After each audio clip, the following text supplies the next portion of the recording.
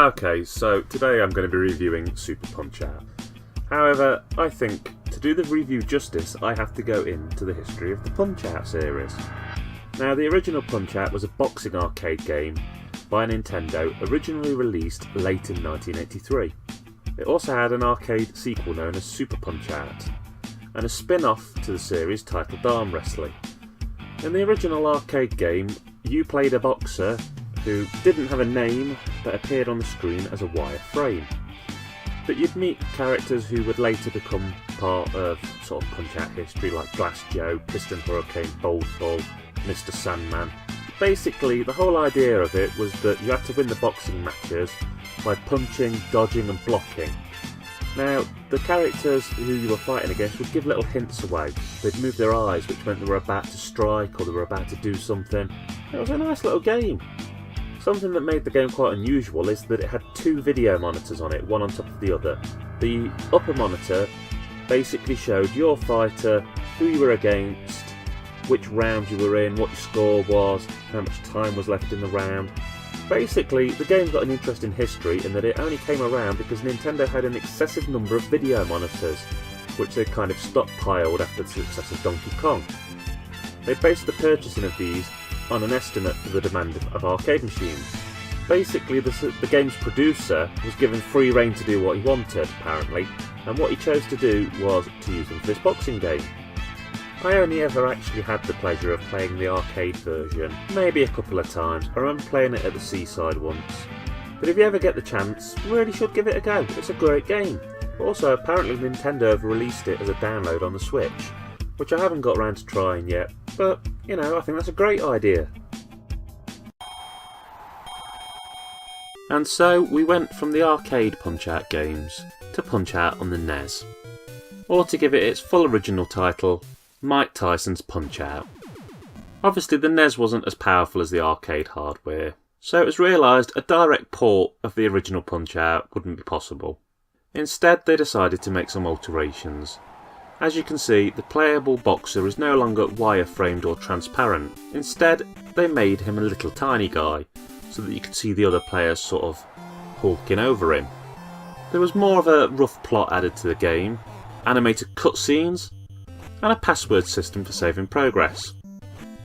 Tyson was rumoured to have been paid 50,000 American dollars for a 3-year period for his likeness.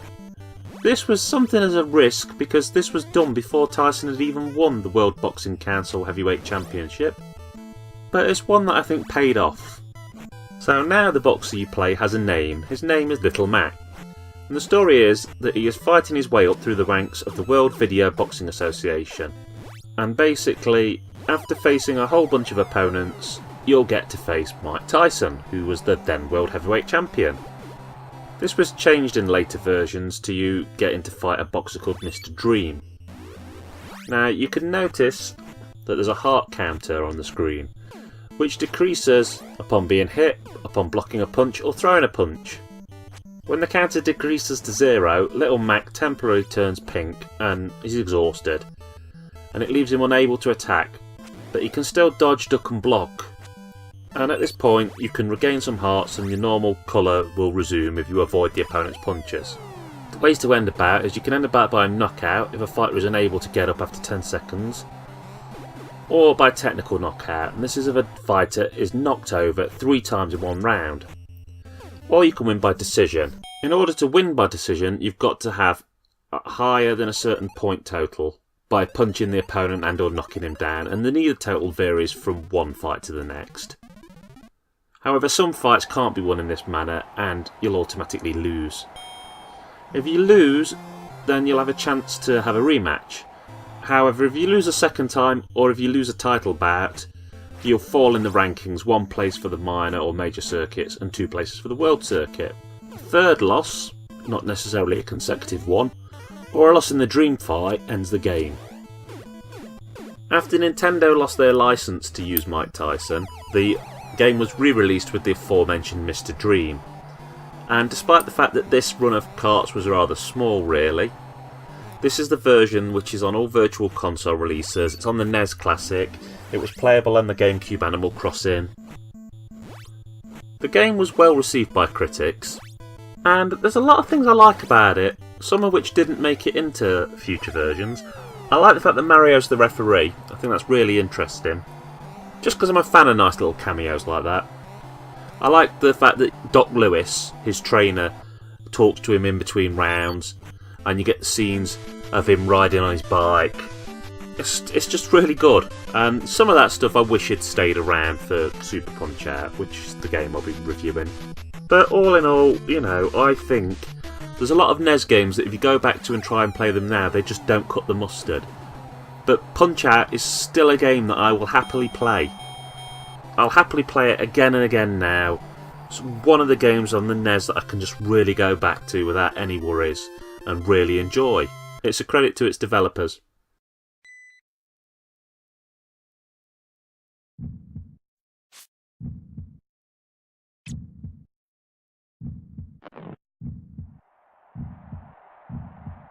Ladies and gentlemen, welcome to tonight's main event, Super Punch-Out.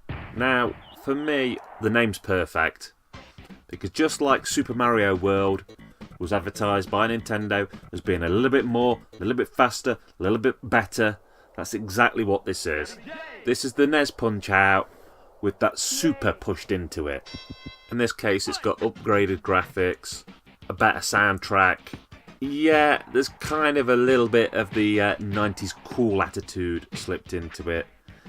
And to some degree, that detracts from the 80s charm that the original Punch-Out had. But the great tactical gameplay is still there.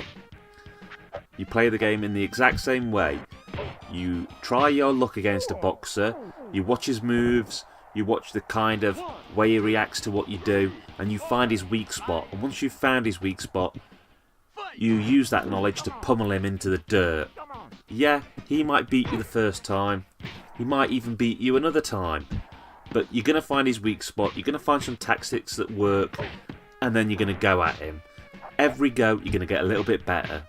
And you're always going to say, I wasn't good enough. I lost because I did something wrong. I couldn't cut it.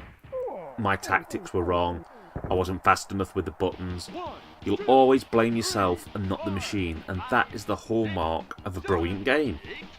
Now, one big difference is that the round system is gone. Now it's just one 3-minute fight, and yeah, you can argue that this kind of speeds the pace up a bit, but you've lost the cutscenes in between rounds, you've lost the relationship little Mac had with his coach. So I do think that detracts slightly from this game, but I can see how they thought it might be good in a pace sort of way. You know, keep the pace rapid. And this one has 16 different boxers for you to fight against, who are actually quite a good mix of past characters and new characters. And by past characters, I don't just mean ones from the NES. You've got ones from the previous Punch-Out arcade games. The thing is, like the NES Punch-Out, it really is the characters that make this game. They feel sort of like real fighters because they've all got their own different movesets and ways that they act, but they're also just so full of character that you could see them jumping out of a cartoon. I just love the little patheticness of Gabby J. They announce him as Gabby J and he goes, yay! And that you've got Bob Charlie, who's a sort of Bob Marley inspired boxer. It's just brilliant. So it's a shame that Doc Lewis isn't around and you've lost that bit of character, but you've still got the great boxers.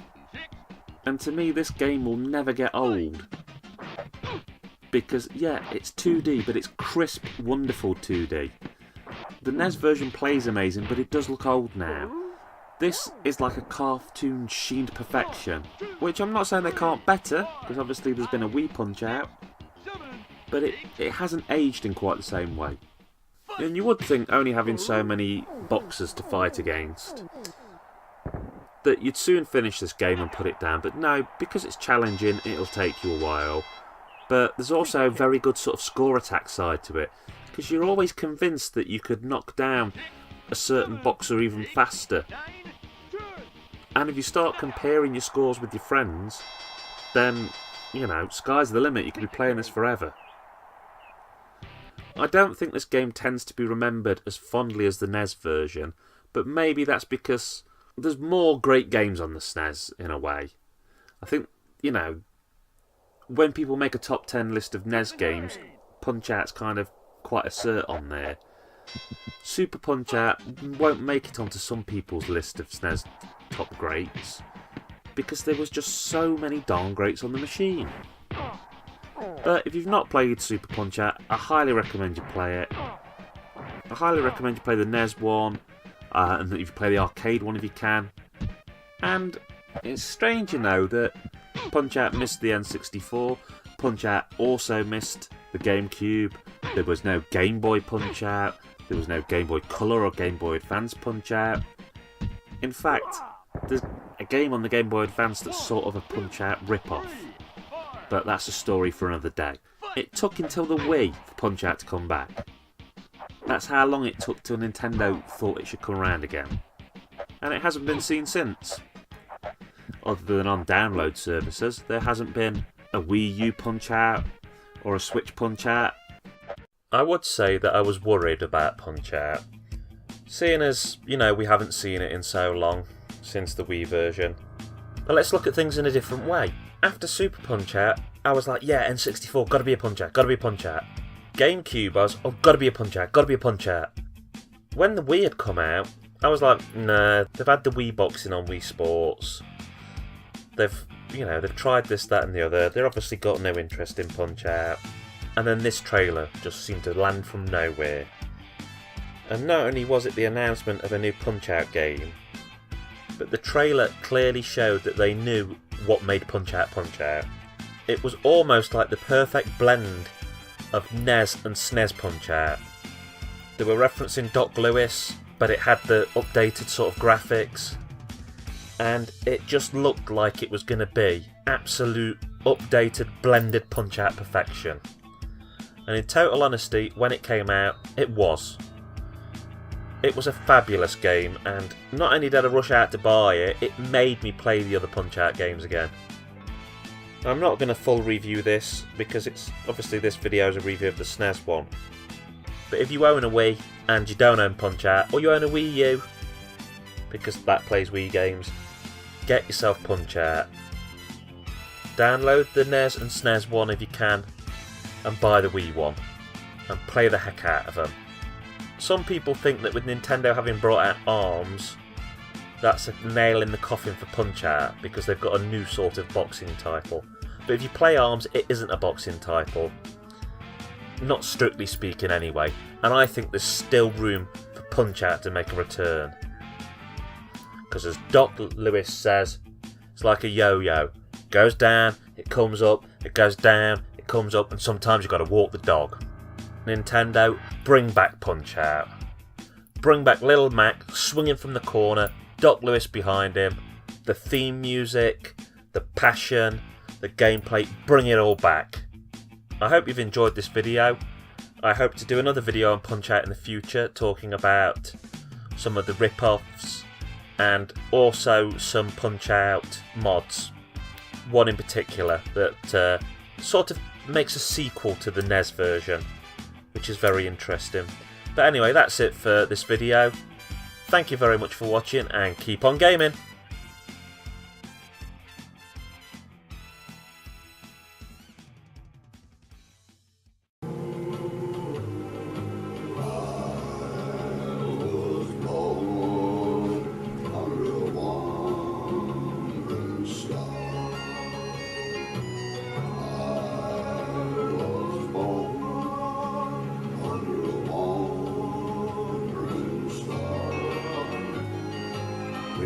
Made for rolling, mules are made to pack. I've never seen a sight that did